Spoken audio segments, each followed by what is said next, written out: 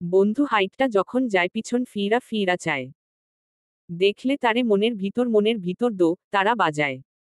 বন্ধুর মাথায় বাবরি চুল দেখতে লাগে বিউটিফুল। রঙে ঢঙ্গে রহিম সাইজ্জা আমারে নাচায়। উপর থেকে চেঁচিয়ে গান গাইছে শীতল। আর নিচে দাঁড়িয়ে গান শুনে হতবাক শুদ্ধ। তার বোধগম্য হলো না আসলেই গান নাকি আস্ত খোঁচা। গানই যদি হয় খাপে খাপ মিলল কিভাবে। দেখলে তারে মনের ভিতর দো তারা বাজায়। এই লাইনের মানে কি? তাকে দেখে ওর মন দোতারা বাজে। তা ধীর গতিতে বাজে নাকি বুলেটের গতিতে? ভয়ঙ্কর ব্যাপার তো। পরখ করা দরকার। পরখের আগে অবশ্য চেলাকাট দরকার। বেশি শক্তপোক্ত না হলেও চলবে। ওই এক বাড়ি দিলে ভূত পালিয়ে যায় এমন হলেই হয়। তাছাড়া এইবার বাড়ি এসে বুঝলো আশপাশে চেলাকাট দেখেনি। আগে ছাদে, বাগানে চেলাকাট পড়ে থাকত। চেলাকাঠগুলোর হাত পা গজিয়েছে বোধ হয়। হঠাৎ উড়ে উড়ে কোন গর্তে লুকিয়েছে তাও জানা দরকার। এত দরকারে দরকারি কাজগুলো সেরে ফেলবে যদিও। ততক্ষণে শীতলের গান থেমে গেছে। থামার কারণ পরের লিরিক্স ভুলে গেছে সম্ভবত। শুদ্ধ নিশ্চিত তাকে বের হতে দেখেই শীতল গান গেয়েছে। আর গান থেমেছে মানে সে উকি মেরে হলেও দেখবে দাঁড়িয়ে আছে কিনা। একথা ভাবামাত্রই জানালার পর্দার আড়াল থেকে ইঁদুরের মতো মুখ বের করে উকি মারল শীতল। তাকে জানালা বরাবর তাকিয়ে থাকতে দেখে চট করে মাথা সরিয়ে নিল। সেকেন্ডের ব্যবধানে আবারও উকি মারল। তখন শুদ্ধ চেঁচিয়ে বলল, নেমে আয়। মারব না। একক উদ্ধৃতি চিহ্ন শুরুর ফার্স্ট ব্র্যাকেট ডট। কথা কানে ঢুকল না?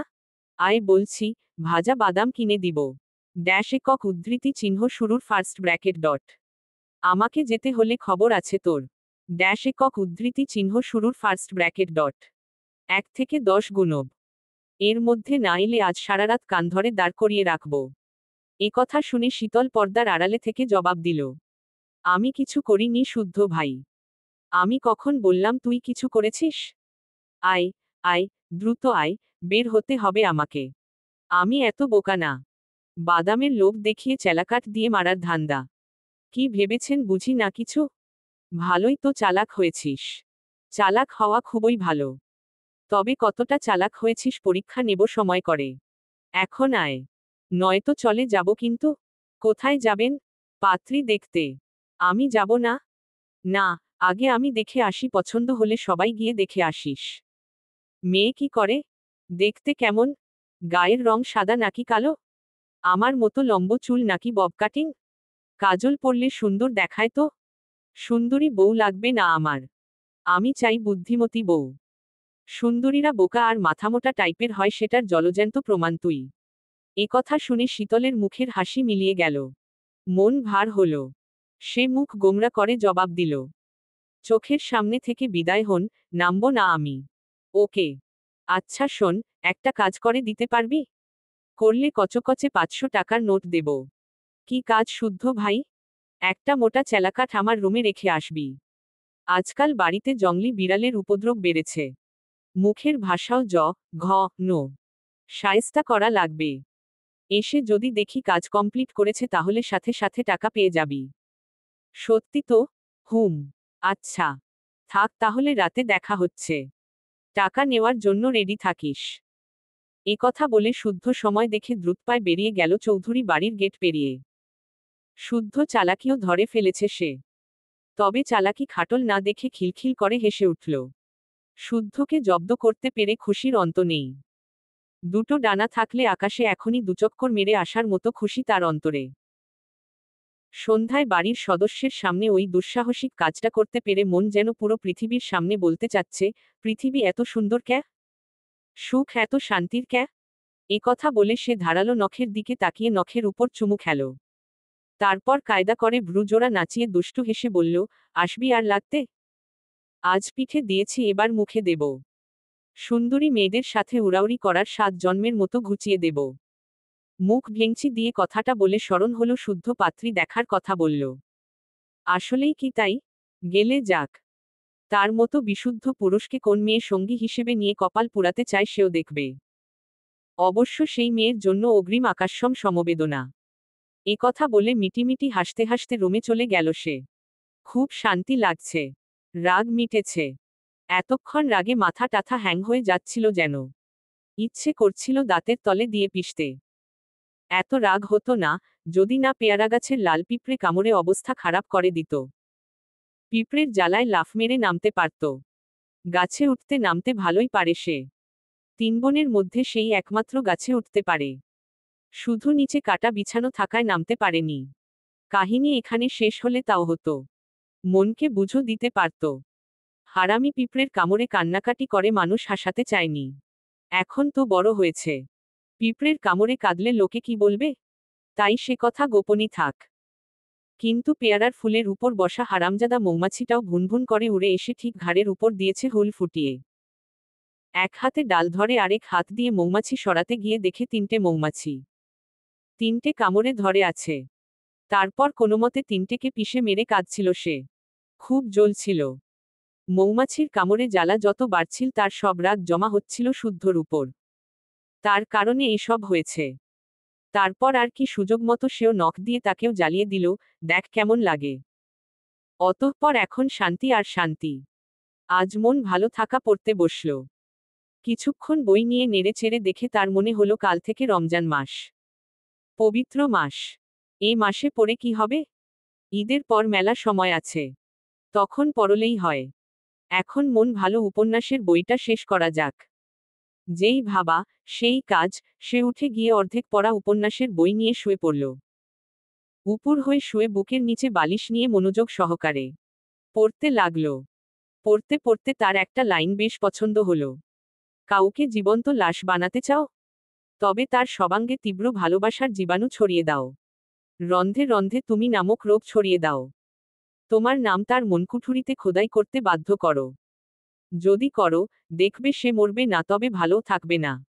প্রাপ্তি হিসেবে দেখবে পুরো মানুষটাই তোমার দখলে, তোমার আয়ত্তে। বাণীতে আলো।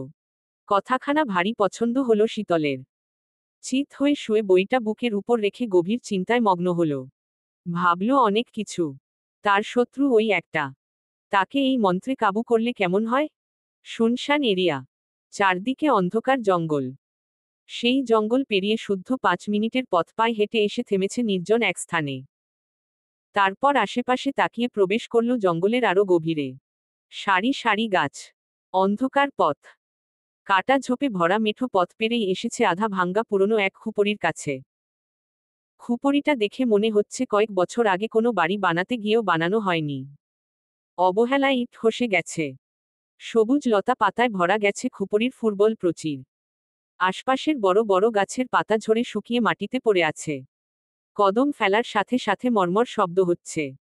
সে খুপরির এক কোণে শুকনো পাতার স্তূপ সরিয়ে হাঁটু গেড়ে বসে মাটি স্পর্শ করতে খট করে শব্দ হলো। মুহূর্তে সেখানে গোলাকৃতি লোহার প্লেট দেখা গেল।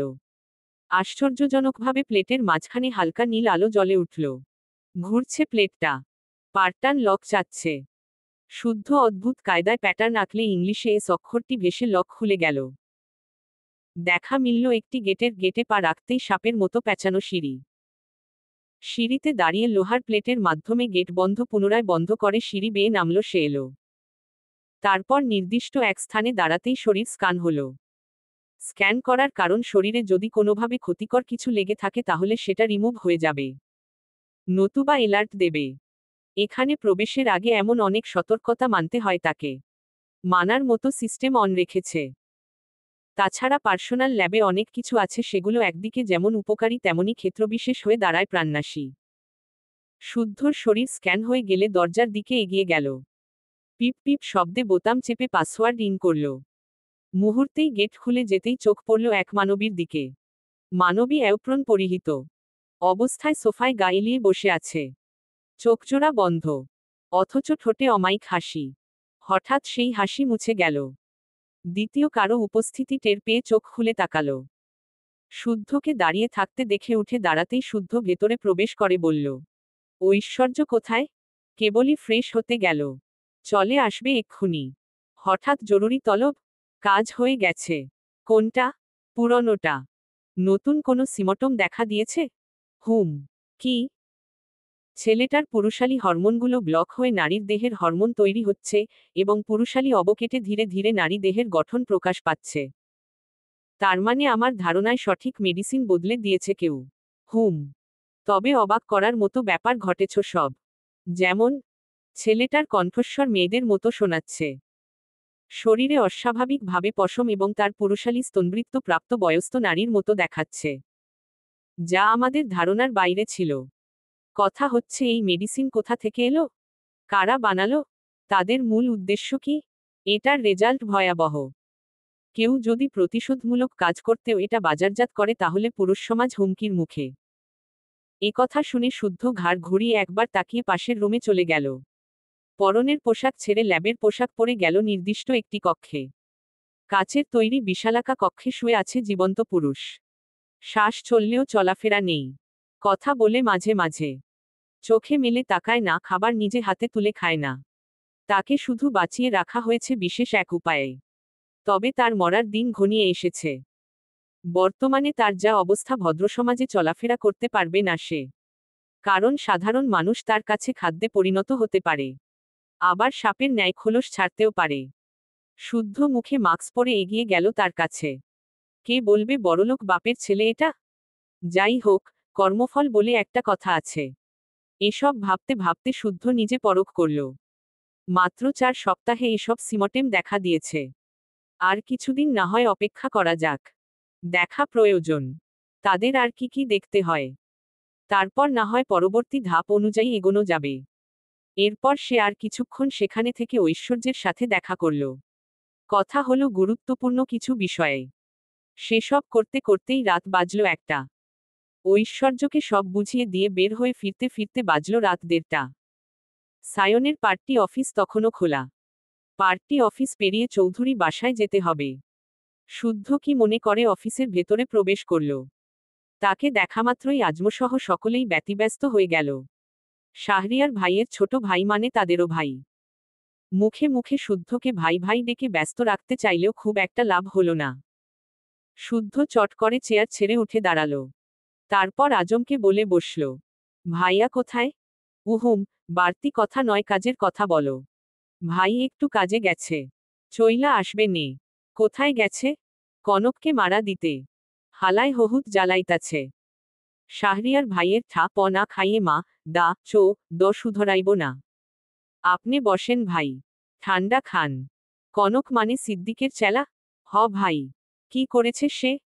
কনকের বইনরে কেরা জানি রেপ করছে, এখন কনক দোষ দিতাছে শাহরিয়ার ভাইয়ের। পুলিশ কেসও করছে। পুলিশ আইছিল কিছুক্ষণ আগে। তার মানে ভাইয়া থানায় এখন, তাই তো? হ। না মানে হইছে কি ভাই? চলো। ভাই কিতাছি যে, চৌধুরী বাড়িতে জানাইতে মানা করছিল শাহরিয়ার ভাইয়ে। জানাইলে আমারে আগে কোপাইবে কইছে। সকালটা হইলেই ভাইয়ে জামিন পাইয়া যাইব। আপনি থানায় যাইয়েন না ভাই। শাহরিয়ার ভাইয়ে গোসা করব। শুদ্ধ শুনল। তারপর এক পকেটে হাত গুজে আজমের কাঁধে হাত রেখে হাঁটতে হাঁটতে বলল, তোমার শাহরিয়ার ভাই নির্বাচনে দাঁড়াবে, তা জানো? যে ভাই, জানি। এসব কেস ভাইয়ার নামের আগে পিছে থাকলে তার নির্বাচন করার স্বাদ ঘুচে যাবে। রাজনীতি করো অথচ সিদ্দিকের চাল ধরতে পারোনি? সিদ্দিকের এখন একটাই লক্ষ্য, ভাইয়াকে নির্বাচন করতে না দেওয়া। এজন্যই কনকের বোনের কেসটা ভাইয়ার ঘাড়ে চাপাতে চাচ্ছে হয়তো, যাতে কেস জারি হয় তার নামে। নির্বাচনের আগেই ভাইয়াও মুখ থুবকে পড়ে। যদি ভাইকে ভালোবাসো এবং তার স্বপ্ন পূরণ করতে চাও তাহলে চলো যাই গা, রাতের দাগ রাতেই মুছি। দাগ পড়বে না, দাগকে অবহেলা করতে নেই। কোন দাগ কার জীবনের মোড় ঘুরিয়ে দেয় বলা মুশকিল। তার কথাগুলো আজম হতবাক হয়ে শুনল। আসলেই তো, এভাবে তো ভেবে দেখেনি। এজন্য শিক্ষিত মানুষের সঙ্গে চলা উচিত। কারণ এরা জানেও বেশি, জ্ঞান রাখেও বেশি। দুজন কথা না বাড়িয়ে চলল থানার দিকে। যেতে যেতে শুদ্ধ ফোনে কারো সাথে কথা বলল। কথা শুনে মনে হলো কোনো বড় মাপের মানুষ। এটাও বুঝল, শুদ্ধর রাজনীতিবিদের সাথে যোগাযোগ আছে। সঙ্গে এটাও বুঝল সায়নের জামিন হলো বলে। থানায় অলরেডি জানানো হয়ে গেছে।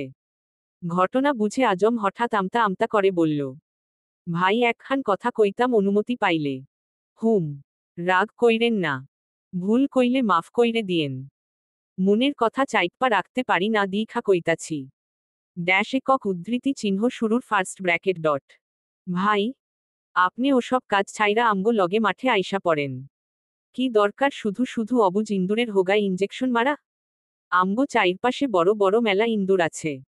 তাও মুখোশ পরা ইন্দুর। আমি আর শাহরিয়ার ভাই মাঠে নামছি হেগড়ে সাফকরণের লিগা। আপনি আমাগো সঙ্গ দিলে আরো ভালো হইতো। কারণ আপনের তো আবার ইন্দুরে হোগায় ইঞ্জেকশন মারার অভিজ্ঞতা আছে। পারবেন ভালোই। আমরা রোজ আপনেরে ইন্দুর আইনা দিমু, আপনি খালি ইঞ্জেকশন মারবেন। আমি খালি ইঞ্জেকশন মারি একথা কে বলেছে? শীতল আপায়। এসব ভাষা ব্যবহার করেছে? না, না, ছি, ছি। আপা পোড়ালেহা জানা মাইয়া। এসব ভাষা কয় নাই। আপা ভালো ভাষা কইছে। শুনি কত ভালো ভাষা ব্যবহার করেছে। আসলে হইছে কি, আমি ভাইরে আপনের কথা জিগাইছিলাম। তখন আমি নতুন। কাউরেই চিনতাম না। শীতল আপায় ভাইয়ের সাথেই ছিল। আপারে গাড়ি কইরা কলেজে নামাইয়া দিতে যাইতেছিলাম। আপনের কথা কওনের পর আপায় কইছিল, আপনি সাইটেস। আমি বুঝি নাই, এডি আসলে কি? কাম কি? পরে আপা আমারে বুঝাইতে কইল, আপনি বিজ্ঞানী। পরীক্ষা নিরীক্ষা করণের লিগা নাকি ইন্দুরের বামে ইঞ্জেকশন মারেন। আপা শিক্ষিত মাইয়া তাই কইছিল, বাম। বাম কি তাও বুঝি নাই তহন। পরে আপা চইলা গেলে শাহরিয়ার ভাই কইছিল বাম মানে হইল পাছা। ভদ্রলোকেরা পাছাকে সম্মান দেখানোর লিগা বাম কয়। আমার আবার এত ভালো ভাষা মুখে আহে না। তাই আমি কইছি হোগা, ভালো করছি না ভাই? আসলে হইছে কি? আমি ভাইরে আপনের কথা জিগাইছিলাম। তখন আমি নতুন। কাউরেই চিনতাম না। শীতল আপায় ভাইয়ের সাথেই ছিল। আপারে গাড়ি কইরা কলেজে নামাইয়া দিতে যাইতেছিলাম। আপনের কথা কওনের পর আপায় কইছিল, আপনি সাইটেস। আমি বুঝি নাই, এডি আসলে কি? কাম কি? পরে আপা আমারে বুঝাইতে কইল, আপনি বিজ্ঞানী। পরীক্ষা নিরীক্ষা করণের লিগা নাকি ইন্দুরের বামে ইঞ্জেকশন মারেন। আপা শিক্ষিত মাইয়া তাই কইছিল, বাম। বাম কি তাও বুঝি নাই তহন। পরে আপা চইলা গেলে শাহরিয়ার ভাই কইছিল বাম মানে হইল পাছা। ভদ্রলোকেরা পাছাকে সম্মান দেখানোর লিগা বাম কয়। আমার আবার এত ভালো ভাষা মুখে আহে না। তাই আমি কইছি হোগা, ভালো করছি না ভাই? ড্যাশ একক উদ্ধৃতি চিহ্ন শুরুর ফার্স্ট ব্র্যাকেট ডট। আপনি আমাদের দলে চইলা আহেন ভাই। মিল্লা ঝুইল্লা কাম করলে আমরাই হইব এহানকার রাজা। ক্ষমতার লোভ জিনিস নয় আজম। ক্ষমতার লোভ মানুষকে পশুতে পরিণত করে। বিবেকের দুয়ারে মরিচা ধরায়। তাছাড়া আমি আমার কাজ নিয়ে সন্তুষ্ট ছিলাম আর তাই আছি। শুধু শুধু ইন্দুরগুলানের উপরে এত রাগ কেন আপনের? হেরা যতই ছুডু প্রাণী হোক হেগড়ে কি লাগে না কন? ড্যাশ একক উদ্ধৃতি চিহ্ন শুরুর ফার্স্ট ব্র্যাকেট ডট। ভাইয়ে কি রাগ হইলেন নাকি? ভুলভাল বকবক শোনার অভ্যাস আছে আমার। বলো তুমি। সমস্যা নেই। হে, হে, বাঁচাইলেন ভাই। এরপর আজম নিজের মতো করে বকবক করতেই থাকল। শুদ্ধ শুনছে কি না বোঝা গেল না। কারণ সে ব্যাকটেরিয়ার নাম মনে করাই ব্যস্ত। এ সময়, এ অবস্থায়, হঠাৎ ব্যাকটেরিয়ার নাম মনে করার কারণ জানা না গেলেও কাউকে শিক্ষা দেওয়ার প্ল্যান এঁটেছে এ কথা শতভাগ নিশ্চিত। কারণ আর যাই হোক, সে অকারণে কিছু করে না। এদিকে প্রতিটা টিভি চ্যানেলের ব্রেকিং নিউজ চাঞ্চল্যকর একটি ঘটনা। বারবার দেখা হচ্ছে নামিদামি একটি কালো গাড়ি। গাড়ির ডিকি খোলা। এবং ডিকির মধ্যে রাখা মানুষের কাটা হাত পা। ছবি সুস্পষ্ট দেখা যাচ্ছে না যদিও কারণ আবছা করা যাতে কেউ ভয় না পায়। কার গাড়ি? কাটা হাত পা কাদের? কোন অপরাধের দরুন এমন ভয়াবহ মৃত্যুদণ্ড বোধগম্য হল না কারো? সাংবাদিকরা ছবি তুলছে। প্রচার করছে নিজ চ্যানেলে। তখনই সাক্ষী হতে হলো আরেকটা একটি ঘটনার। জানা গেল এই গাড়িটি রাজনীতিবিদ আবু সিদ্দিকের বড় ছেলের। সে বাইরের দেশে থাকলেও দিন তিনের হলো দেশে এসেছে। পেশায় রাগবি প্লেয়ার। বাবার মতো রাজনীতির ধারে কাছেও নেই। শান্ত অধীর স্বভাবের। নাম কায়েস সিদ্দিকী। বয়স 26-এর কাছাকাছি। কিছুক্ষণ আগে কায়েমের গাড়ি দেখালেও এখন কায়েসকে গ্রেফতার করে নিয়ে যাওয়া দেখাচ্ছে। আবু সিদ্দিক সেই মুহূর্তে একটি বারে গলায় লাল পানি ঢালছিলেন। উনার মন মেজাজ ছিল অত্যন্ত ফুরফুরে। দলীয় অন্য সদস্যরাও ছিলেন আমোদ ফুর্তিতে। ঠিক সেই মুহূর্তে কনকের মাধ্যমে ছেলের বিপদের কথা পৌঁছে গেল সিদ্দিকের কানে। ছেলের গাড়িতে নাকি কাটা কাটা হাত পা পাওয়া গেছে। হিসাবে মোট 5 জন ছেলের হাত পা। সিদ্দিক মাথায় হাত দিয়ে বসে পড়লেন। নেশার ঘোরে পাজরা হরকে গেলেও দ্রুত ধরে ফেলল কনক। ফোন কলে পুনরায় খোঁজ নিয়ে জানলেন ঘটনা সত্য। এসবের মানে কি? ছেলে এ কাজ করতেই পারে না। অসম্ভব। কেউ না জানলেও উনি খুব ভালোই করেই জানেন রক্তে ফোবিয়ার আছে তার। তো দেখতে পারে না।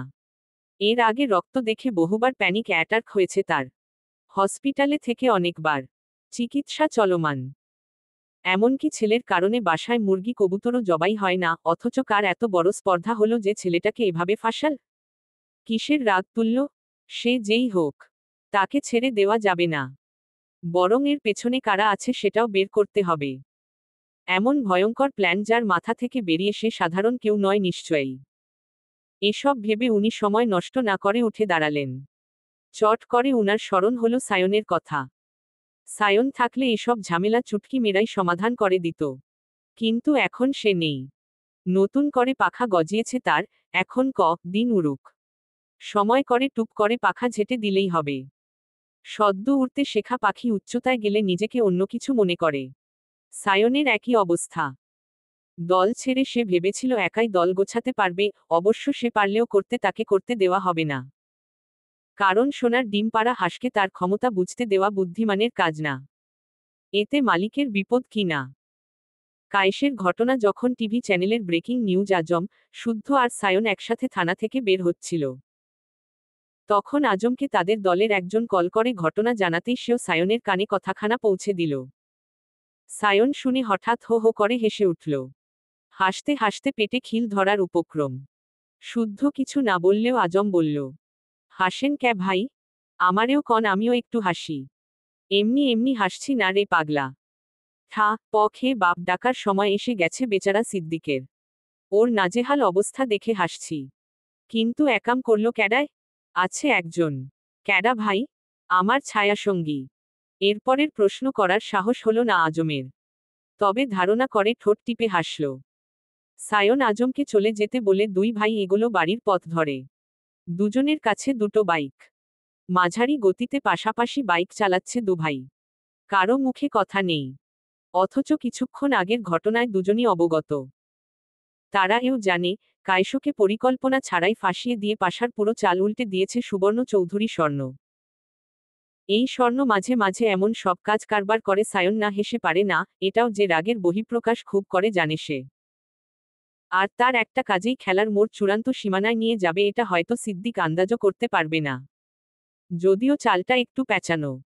এই যেমন সিদ্দিক ওর দলেরই এক ছেলেকে দিয়ে কনকের বোনকে রেপ করাল। তাও এত নিখুঁতভাবে। বোঝার উপায় নেই এটা তার পূর্ব পরিকল্পনা। রেপ করার স্থানে আবার রেখে এসেছিল সায়নের নাম খোদাই করা ব্রেসলেট। শুদ্ধ দিয়েছিল ওই ব্রেসলেটটা। সেটা পেয়ে কনকের ধারণা পূর্ব শত্রুতার জোরে একাজ সে করেছে। এর মধ্যে সিদ্দিকও যাতা বুঝিয়েছে। বিচারের দাবিতে কেসের কথা আগে স্মরণ করিয়েছিল, যাতে সায়নকে কেসে ফাঁসিয়ে নির্বাচন আটকাতে পারে। বোকা কনক বিশ্বাস করে সায়নের নামে কেস ঠুকেছে, যাতে কেস থাকায় নমিনেশন আটকে যায়। তাদের প্ল্যান এই অবধিই ঠিকঠাক ছিল। কিন্তু ঠান্ডা মাথার স্বর্ণ ব্যাপারটা সহজেই হজম পারেনি। সায়নের গায়ে রেপ কেসের দাগ তার মনে ভয়ঙ্কর জেদ সৃষ্টি করেছে। ফলস্বরূপ আজমকে দিয়ে ছেলেগুলোর কাটা হাত পানিয়ে সিদ্দিকের ছেলের গাড়ির ডিকিতে রাখিয়েছে। এদিকে সিদ্দিক যখন সায়ন এরেস্ট হয়েছে বলে আমোদে ফুর্তিতে ব্যস্ত, তখন স্বর্ণই সিদ্দিকের ছেলেকে কট খাইয়ে দিয়েছে। এসব করার পর তাকে আগে জানিয়েছে। সব জেনে সে চুপ করে থানায় বসেছিল বললে ভুল হবে, যদিও গরম গরম হালিম খাচ্ছিল পুলিশদের সাথে। বেশ ভালোই স্বাদের ছিল। এই অমৃত স্বাদের টানে হলেও সে আবার থানায় যাবে। যেতেই হবে। অতঃপর তারা পার্কিং লটে বাইক পার্ক করে এমনভাবে বাড়িতে প্রবেশ করল যেন কেউ টের না পায়। কিন্তু ড্রয়িং রুমে পা রাখতেই দেখে শীতল আর সারাফাত চৌধুরী বসে বসে লুডো খেলছে। টুকটাক খাবার দাবারও দেখা যাচ্ছে। তাদের দেখে শীতল আর চোখে বড় আব্বুর দিকে তাকালো। এতক্ষণ ছলে বলে বড় আব্বুর কাছে শুদ্ধ নামের অনেক কিছুই বলেছে। বারণও করে দিয়েছে যাতে এসব না শুধায়, তাহলে শুদ্ধ তাকে আবারও মারবে। কথা শুনে উনি জানিয়েছেন বলবে না। এতেই খুশিতে ডগমগ শীতল। এত রাতে ছেলেদের ফিরতে দেখে উনি ঘড়ির দিকে তাকালেন। তারপর গমগম সুরে বললেন, টা বাজে এখন? ভদ্রঘরের ছেলের এত রাতে বাসায় ফিরে? দিন বোধবুদ্ধি লোপ পাচ্ছে নাকি তোমাদের? তখন সায়ন জবাব দিল, একটা কাজ ছিল বাবা। মধ্যরাতে কিসের কাজ? আর মানুষ রাজনীতি করে না? নাকি দেশে? তুমি একমাত্র রাজনীতিবিদ? সায়ন মাথা চুলকে কথা বাড়াল না। বাবা যে তার উপর ভীষণ বিরক্ত সে জানে। আজকে সুযোগ পেয়েছে কথা শোনাতে এক বিন্দুও ছাড় দেবে না। ছেলেদের চুপ থাকতে দেখে সারাফাত চৌধুরী এবার শুদ্ধকে বললেন। আর শুদ্ধ, তুমি শীতলকে রাত জেগে বসে থাকতে বলেছ কেন? ও বাচ্চা একটা মেয়ে রাত জাগলে শরীর খারাপ করবে না? এসবও বলে দিতে হবে আমাকে? বাবার কথা শুনে শুদ্ধ কপাল কুঁচকে তাকালে সারাফাত চৌধুরী বিরক্ত হয়ে উঠে দাঁড়ালেন। বললেন, খবরদার বলছি ওর দিকে চোখ গরম করে তাকাবে না। নিজেরা রাত বিবেরে ফিরবে আর বাচ্চাটাকে খেতে দেওয়ার জন্য রাত জাগিয়ে বসে রাখবে। আজ দেখলাম এরপরে যেন এসব না দেখি। এ কথা বলে শীতলকে রুমে যেতে বলে উনিও চলে গেলেন। ছেলেরা বড় হয়েছে, এখন কি আর কড়া শাসন মানবে? তবুও যতটুকু না করলে নয়। বাবার জেরার হাত থেকে ছাড়া পেয়ে সায়ন জানালো খাবে না। প্রচুর ঘুম পাচ্ছে তার। এ কথা বলে দ্রুত পায়ে সিঁড়ি বেয়ে উপরে চলে গেল। ভেবে নিল স্বর্ণের রুমে খোলা পেলেই ঢুকে পড়াবে। বুকের ভেতরটা কুটকুট করছে। হাত নিষ্পিস করছে কাউকে বুকের মধ্যে ঝাপটে ধরার জন্য। ঠোঁটটাও কেমন করে জানি চুলচুল করছে কারো ঠোঁটে ডুব দেওয়ার বাহানায়। কিন্তু স্বর্ণের রুমের বন্ধ দেখে বিরক্ত হলো। দুবার নক করল।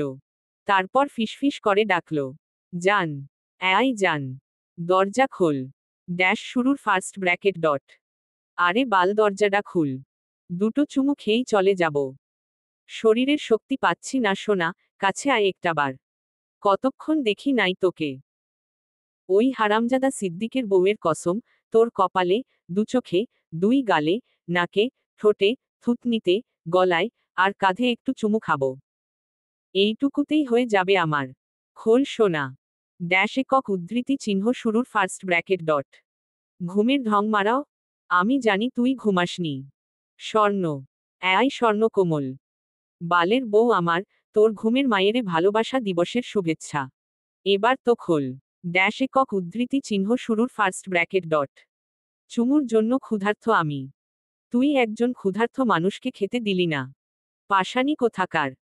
বদদোয়া করলাম তোকে তোর বাচ্চারা যেন ল্যাংটা হয়ে জন্মায়। এত ডেকেও সারা শব্দ না পেয়ে বকতে বকতেই নিজের রুমের দিকে পা বাড়াল সায়ন। আর স্বর্ণ দরজার পাশে দাঁড়িয়ে ঠোঁট কামড়ে হাসছিল। ওদিকে শুদ্ধ গা এলিয়ে সোফায় বসেছে। গা ঘামার কারণে পিঠের সেই ক্ষততে প্রচণ্ড জ্বলছে। জংলিটা তখন সর্বশক্তি দিয়েই খামুচি বসিয়েছে। কি মনে করে শীতল পানির গ্লাসটা এগিয়ে দিলেও নিল না। তাই দেখে শীতল মুখ বাঁকাল। মনে মনে গালি দিল। তখন শুদ্ধ বলল, আবার নালিশ করেছিস? না, না, আমি কিছুই করিনি। এটাও বিশ্বাস করতে হবে? আমি টিভিতে মুভি দেখছিলাম। বড় আব্বু পানি নিতে এসেছিলেন। আমাকে বসে থাকতে দেখে ঘুমাতে যেতে বললে আমি বলেছি সায়ন ভাইয়ার শুদ্ধ ভাই এখনো ফিরেনি। উনারা এলে খেতে দিতে হবে। খেতে দে। আচ্ছা। শীতল খাবার গরম করে খেতে ডাকলে শুদ্ধ খেতে বসল। তার পাশের চেয়ারে আইসক্রিম নিয়ে বসল শীতল। তারপর পটানোর সুরে বলল, শুদ্ধ ভাই, আপনি ওই হাদিসটা জানেন? কোন হাদিস? শ্রমিকের গায়ের ঘাম শুকানোর আগে পারিশ্রমিক দেওয়ার কথা বলা হয়েছে, ওই হাদিসটা। চেলাকাঠ রেখে এসেছিস? সেই কখন? যা, ঘুমাতে যা। যাব তো। আমার পারিশ্রমিক দেন। আমরা মুসলিম ঘরের ছেলে মেয়ে, আমাদের উচিত অক্ষরে অক্ষরে হাদিস পালন করা, তাই না? হুম, হুম, তা তো অবশ্যই। আমার কাছে টাকা নেই, রুমে চল দিচ্ছি। এতক্ষণ বসেছিলাম, একটু বাড়িয়ে দিয়েন। জানেনই তো শ্রমিকদের খুশি করলেও আল্লাহও খুশি হন। ও নিয়ে ভাবিস না। তোকে খুশির চূড়ান্ত লেভেল অবধি ঘুরিয়ে আনার দায়িত্ব আমার। বলছিলাম যে, দেশে ফিরলেন আমাদের জন্য কিছু মিছু আনেননি? না মানে প্রতিবারই তো আনেন। তার মানে আবার আমার ট্রলি হাতিয়েছিস তুই? ইয়ে মানে একটু হাতিয়েছিলাম। কই চকলেট টকলেট পেলাম না তো। এ কথা শুনে শুদ্ধ ঘাড় ঘুরিয়ে তাকালো। এত মারে, বকে, তাও শুধরানোর নয় এই মেয়ে। এই কি কখনো বড় হবে না? বুদ্ধি শুদ্ধি হবে না? জবাবের অপেক্ষায় তাকিয়ে থাকতে দেখে সে বলল, প্রতিবার তোদের জন্য আনি, এবার শুধু আমার জন্য এনেছি। একটা পারফিউমও তো আস্ত রাখিসনি। তাই আরো ভালো ভালো পারফিউম এনেছি। এগুলোর দাম কি ওগুলোর চেয়েও বেশি? হুম। আমি গিয়ে দেখি তাহলে? যাবি? যা। খবরদার নষ্ট যেন না না হয়। আচ্ছা। এ কথা বলে শীতল খুশিতে গদগদ হয়ে দৌড়ে চলে গেল। শুদ্ধ ধীরে সুস্থে খেয়ে রান্নাঘরে সব রেখে রুমের দিকে গেল। পাখি খাঁচায় ঢুকে পড়েছে, বাড়তি তারা নেই যদিও। তখন পাখিকে একটু শিক্ষা দেওয়া যাক। মনে মনে এসব ভেবে রুমে গিয়ে দেখে শীতল ট্রলি নিয়ে বিছানার মাঝখানে বসেছে। দুটো ট্রলি থাকায় প্রথমে যেটা খুলেছে সেটা শুদ্ধর কাপড়ের। সেখানে কিছু না পেয়ে কাপড় চোপড় এলোমেলো করে ছড়িয়ে ছিটিয়ে রেখেছে। আরেকটা খুলে পারফিউমের মোড়ক খুলে দেখছে। পুরো রুম পারফিউমের গন্ধে মৌ মৌ করছে। শুদ্ধ আপাতত কিছু বলল না, রুমের দরজা লক করে স্টাডি টেবিলের উপর বসল। খাতা ও কলম টেনে নিয়ে ঘোষঘস করে কি সব লিখল। তারপর ঝরঝরে হাতের লেখায় পূর্ণ খাতাটি শীতলের হাতে ধরিয়ে দিয়ে বলল, এখানে 15টা ব্যাকটেরিয়া ও কোন ব্যাকটেরিয়ায় কোন রোগ হয় লেখা আছে। এগুলো মুখস্থ করে, লিখে, এরপর রুম থেকে বের হবি। শীতল হতবাক। এই মধ্যরাতে কোন দুঃখে ব্যাকটেরিয়ার নাম মুখস্থ করতে যাবে? নিজের পড়া ধরে ছুঁয়ে দেখে না অথচ। সে খাতাতে চোখ বুলিয়ে দেওয়াল ঘড়ির দিকে তাকালো। তারপর বলল, এত রাতে ব্যাকটেরিয়ার নাম মুখস্থ করব কেন শুদ্ধ ভাই? কোন ব্যাকটেরিয়ার কারণে কোন রোগ হয়? কোন ওষুধে রোগ সারে? একটা মেডিসিন তৈরি করতে কত খাটুনি খাটা লাগে? এসবও তো জানা দরকার, তাই না?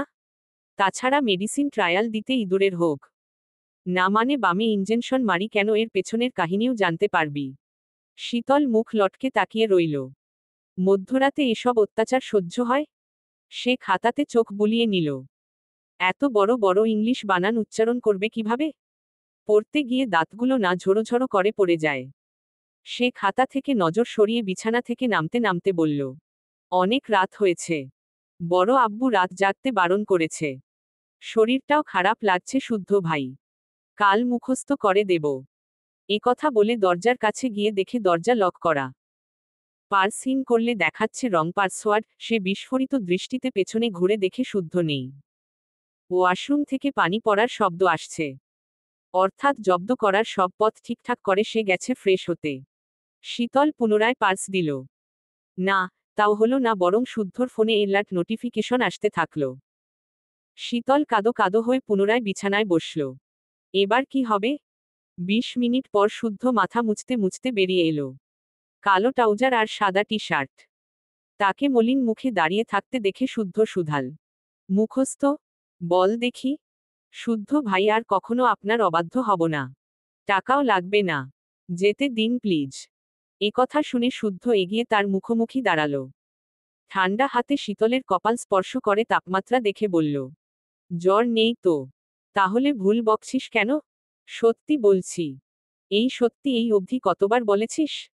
বুঝতে শেখার পর থেকেই তো বলছি। তাও ধরেন 1010 পার হয়েছে বলা। রেখেছিস কথা? না। তাহলে এবারও রাখতে হবে না। তুই এটা মুখস্থ করতে করতে আমার জামা কাপড়গুলোও দ্রুত গুছিয়ে ফেল। পারফিউমগুলোর জানপ্রাণ খেয়েছিস না? এবার নিজ দায়িত্বে নতুন পারফিউমগুলো সাজা দেখি। আর চেলাকাঠ কই?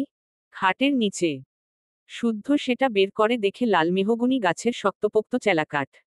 বিড়াল মারার কথা শুনে মোটাসোটাই এনেছে।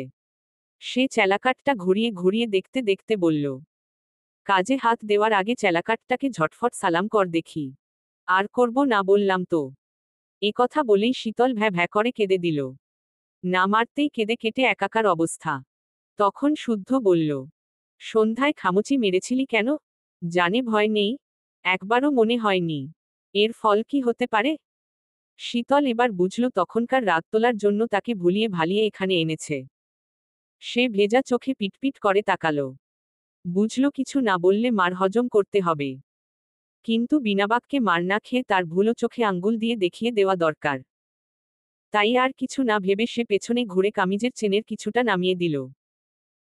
সাথে সাথে শুদ্ধর নজর আটকাল শীতলের ফর্সা মসৃণ পিঠে চেপে লেগে লাগা কালো রঙা অন্তবার্সের চিকন ফিতায়। শীতলের বোকামিতে শুদ্ধ নিজে খই হারিয়ে ফেলল। এক ধাপ পিছাতে গিয়ে হাত থেকে চেলাকাঠ পড়ে গেল।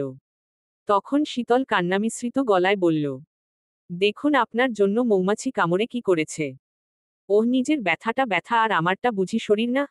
আমার বুঝি ব্যথা লাগে না? কষ্ট হয় না? না। দেখুন আপনার জন্য মৌমাছি কামড়ে কি করেছে। ওহ, নিজের ব্যথাটা ব্যথা আর আমারটা বুঝি শরীর না? আমার বুঝি ব্যথা লাগে না? কষ্ট হয় না? না। শুদ্ধ হতভম্ব। ততক্ষণে দৃষ্টি আটকে গেছে মৌমাছির কামড়ে ফুলে লাল হয়ে থাকা শীতলের ঘাড় ও পিঠের কিছু অংশে। এসব কখন হলো? ইস, কি অবস্থা করেছে! গাছে কি তবে মৌমাছি ছিল? মনে মনে জবাব পেয়ে এবার বুঝে নিল শীতলের রাগ মিটানোর মূল কারণ। তাকে মৌমাছিরা কামড়েছে বলে সে সুযোগ বুঝে রাক্ষসীর মতো খামচি দিয়েছে। ভাগ্যিস বলে নি, শুদ্ধ ভাই, আপনার জন্য মৌমাছিরা আমাকে কামড়েছে, এখন আমি আপনাকে কামড়াব। নিন এবার ঘুরে দাঁড়ান দেখি গুনে গুনে সব টা কামড় শোধ করি। একথা ভেবে শুদ্ধ গলা খাকারি দিয়ে চেলাকাঠ যথাস্থানে রেখে দিল। যা পানিশমেন্ট পাওয়ার পেয়েছে, বাড়তি কিছু করলে ওভারডোজ হয়ে যাবে। তখন আবার আরেক বিপদ। তাই একবার তাকিয়েই দৃষ্টি সরিয়ে নিয়েছে। শীতল তখনও অভিযোগ করে যাচ্ছে। কেন হলো, কিভাবে কি করলো সেসবই বলছে। শুদ্ধ তার কথা শুনল কি না বোঝা গেল না। তবে ভেজা চুল মুছতে মুছতে নির্লিপ্ততা কণ্ঠে বলল, অ্যান্টিসেপটিক লাগিয়ে নে। উক্ত কথা বলেই ভেজা তোয়ালে মেলে দিতে বেকনিতে গিয়ে দাঁড়ালো। ঠান্ডা দমকা বাতাস ছুঁয়ে দিল তার পুরুষালী শরীর। শিরশিরিয়ে উঠল লোমকূপ। ধীরে ধীরে চেপে রাখা শ্বাসটুকু ছাড়ল। বুক ভরে শ্বাস টানল। ভোরে বৃষ্টি নামবে বোধ হয়। আকাশ মেঘলা হয়ে আছে। চাঁদ তারকারা দেখা নেই। সে ট্রাউজারের পকেটে এক হাত গুজে কিছু ভাবল। একবার রুমের মধ্যে উকি মেরে দেখল শীতল ড্রয়ার খুলে অ্যান্টিসেপটিক নিয়ে ড্রেসিং টেবিলের আয়নায় সামনে দাঁড়িয়ে পিঠে, ঘাড়ে অ্যান্টিসেপটিক লাগাচ্ছে। সে আর তাকালো না, তাকানোর প্রয়োজনও বোধ করল না। কন্ট্রোল জিনিসটাতে লাল কার্ড দেখাতে বরাবরই পারদর্শী সে। যদিও সেটা একটু একটু করে গড়ে তোলা কঠোর পরিশ্রমের ফল। এত সোজা না, সামান্য কিছুতে নিজের আত্মসংযমকে পায়ে পিষে ফেলা। আবেগের বশে ভুল করে বসা। বলা বাহুল্য, রিসার্চের ক্ষেত্রে নগ্ন নারীদেহের অঙ্গ প্রত্যঙ্গের ব্যাপারে অনেক কিছু জানতে হয়েছে, পড়তে হয়েছে, এমনকি নোট করতে হয়েছে। সায়েন্সের স্টুডেন্টদের কাছে শুরুর দিকে ব্যাপারটা অস্বস্তিকর হলেও দিনকে দিন কাজের ক্ষেত্রে মানিয়ে নিতেই হয়। একটা সময় স্বাভাবিক হয়ে ধরা দেয়। যদি তা না হতো তাহলে নারীদের শরীরে থাকা গোপন অসুখের চিকিৎসা হতো না, আর না অসুখের প্রতিষেধক তৈরি হতো। এমনটাও না, নারীদের অসুখের মেডিসিন নারী তৈরি করে। কথাটা সম্পূর্ণ ভুল। নারী ও পুরুষরা মিলে অনেক প্রচেষ্টার ফল হিসেবে এক একটা প্রতিষেধক সৃষ্টি করে। রিসার্চ করে দেখে কতটা কাজে দেবে, কতটা উপকারী। মোট কথা, সে ভালো করে জানে শীতল চঞ্চল, অশান্ত, মাথামোটা। কোনো কিছুই ভেবে করে না। একবারও ভাবে না বোকামির কাজ কি রূপ প্রভাব ফেলতে পারে। যেমন সেদিনই বোকামি করে ফোন তার কামিজের মধ্যে ঢুকিয়ে নিয়েছিল। অন্য কেউ হলে এমনটা করত না, বরং 10 বার ভাবত। সেদিনের মতো আজকেও আচমকা তার কামিজের চেইন খুলে দাঁড়িয়ে গেছে তার সামনে। একবারও ভাবেনি যে সে আগের ছোট শীতল আর নেই। এখন হাতে পায়ে বেশ বড় হয়েছে, শরীরে পরিবর্তন ধরা দিয়েছে। এখন আর এসব বোকামি চলে না। কিন্তু মেয়েটা বুঝলে তো, এসব আবার সায়নের কাছে করে না। সে সায়নের কাছে সমস্ত গোপন কথা জমা রাখে। এমন সব গোপন কথা তাদের মুখে বোম পড়লেও কেউ বলবে না, আর না তাদের দেখে কেউ টের পাবে না। অথচ সে এত মারে, বকে, তবুও তার কাছে উদ্ভট কর্মকাণ্ডগুলো করে। যদিও এসবে অভ্যাস হয়ে গেছে আজকাল। এজন্য বোধ হয় অন্তবার্সের কালো ফিতা দেখেও তেমন কিছু মনে হয়নি। হচ্ছে না, বরং স্বাভাবিক। সব স্বাভাবিক। এর কারণও হতে পারে কঠোর আত্মসংযম। তবে একদিন নির্দিষ্ট কারো প্রতি সমস্ত কন্ট্রোল হারাবে। বাধা, নিষেধের দুয়ারে তালা লাগিয়ে বদ্ধ উন্মাদ হবে। এতটাই উন্মাদ হবে যা কেবল সেই নারী তার উন্মাদনায় মাতাল হবে, কাতর হবে। ছটফটিয়ে কান্নারত স্বরে অভিযোগ ছুড়বে, আপনার নামের মতো আপনি শুদ্ধ পুরুষ নন। আপনি অশিষ্ট অসভ্য পুরুষ। এদিকে শীতল অ্যান্টিসেপটিক লাগিয়ে কামিজের চেইন আটকে নিল। বিকাল থেকে যা ঘটেছে এসবের মূল হোতা ওই শুদ্ধ। সে মূল অপরাধী, যার প্রমাণ রয়েছে তার গায়েও। এত কিছুর পরেও একটা সরি বলল না। কেন বলল না? বলতেই হবে। সে ভুল করলে তাকে ছাড়ে না, বরং চেলাকাঠ দিয়ে মেরে আধমরা করে দেয়। আজ সে ভুল করেছে, অর্থাৎ তাকে সরি বলতেই হবে। না বললেই আগামীকাল এমন কিছু ঘটাবে তার জন্য ওই বিশুদ্ধ পুরুষই দায়ী থাকবে। এসব ভেবে গুটি গুটি পায়ে গিয়ে দাঁড়ালো বেকনিতে। বেলকনির লাইট অবধি জ্বালায়নি পাষাণ মানব। ঘুটঘুটে অন্ধকারে দাঁড়িয়ে কোন রাজ্যের রাজ্যপাট চালাচ্ছে কে জানে। তার উপস্থিতি টের পেয়েও তাকালো না শুদ্ধ। পূর্বের ন্যায় একই ভঙ্গিমায় দাঁড়িয়ে আছে। তবে শীতল একটু পরপর ঘাড় ঘুরিয়ে তাকালো। গা ঘেঁষে দাঁড়ালো। ঘুটঘুটে অন্ধকার চারিদিক। গাছগুলোকে দেখতে দানবের মতো লাগছে। যেন এই বুঝি মাথা তুলে হাউমাউ করে তেড়ে ফুরে আসবে। আশপাশের কোথাও একটা প্যাঁচা ডাকছে। কি অদ্ভুত স্বর। সেই মুহূর্তেই কারেন্ট চলে গেল। বাতাসের গতি বাড়ল। ঝড় উঠছে। চোখের পলকেই বড় বড় বৃষ্টির ফোঁটা আছড়ে পড়ল মাটির বুকে। শান্ত হতে লাগলো উত্তপ্ত মাটির বুক। ছড়াল সোদা মাটির গন্ধ। শীতল আশপাশের গাছগাছালির দিকে তাকালো না। বরং একটু সরে গেল। ভয় মুখ চুপসে গেছে। কখন না জানি তেনাদের চোখে চোখ পড়ে যায়। আচ্ছা, যদি সত্যি সত্যিই চোখে চোখ পড়ে যায় তাহলে কি করা উচিত? লাজুক মুখে হাসা উচিত নাকি ভয়ে জ্ঞান হারানো উচিত? কি করবে সে? কোনটা করলে ভালো হবে? এসব ভেবে পরক্ষণেই ভাবল, আরে ধুর, পাশে শুদ্ধ ভাইয়ের মতো এক সারমার্কা তেনা ভূত থাকতে এক ভয় কিসের? একথা ভেবে মুখ টিপে হাসল। তারপর গ্রিলের ফাঁক